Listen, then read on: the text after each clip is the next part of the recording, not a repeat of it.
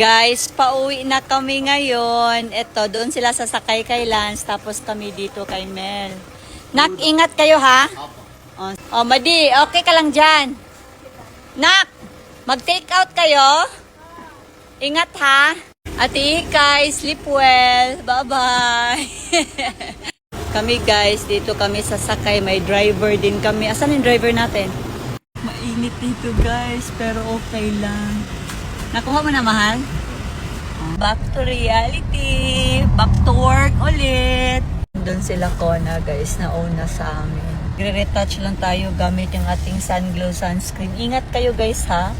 Dahil sa market, marami daw nag-claim ng SPF 50 PA+++, pero wala talagang SPF. So, cream lang. So, mag-ingat, masusunog kayo, magkakamilasma kayo.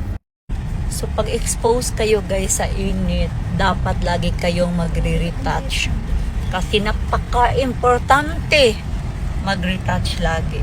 Kagandahan ng ating sunscreen guys, matte finish siya. So, kahit maya-maya ka nag-a-apply, hindi siya malagkit sa skin. Kung naghahanap kayo ng sunscreen na matte finish, eto ang gamitin nyo. Humihingi ng pera guys. Saan ang lakad mo? Labas kami na friend ko. Bakit? Kasi alis na ako sa Baguio. Saan ka ba alis? Cebu. Next week na. Malangkot ka. Ano, mauna ka sa Cebu o hindi? Una na ako. Kaya mo doon mag-isa? Nagsawa na ako sa mukha niya. Kami rin. Joke lang. Sawa rin ka. nga eh. Sawa din ako sa mukha mo. Hawa, be. Bye. Hawa diha. Ngayon, medyo not feeling well. Pupunta ako sa opisina ngayon. Mag-alas 7 na ng gabi, dadalaw lang ako. May nararamdaman si tita din. So, naawa ko kay Kona, guys, kasi nagbibilang na siya. Sabi niya, Mama, 7 days na lang. Uuwi na ako sa Cebu. Maiwan ko si ate dito, maiwan ko kayo. Mamimiss ko kayo. Pati ako, guys, nalilito, iniisip ko, wag ka na muna atang pumasok ng first sem.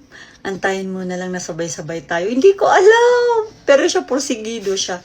So, by the way, Tawhite deodorant cream sa mga pawisin ng kilikili. Maganda itong gamitin, guys. Konti lang ang ilagay nyo. Nakaka-help siya sa pagpapawis ng kilikili nyo.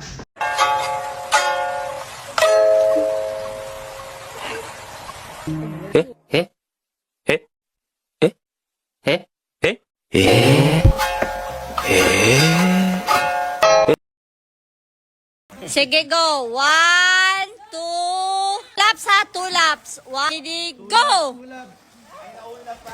Ay, nauna si Lance. Wala, bakit nga? Go, Kona! Go! Go, Kona! Go, 2 laps. Wala na. Go! Go!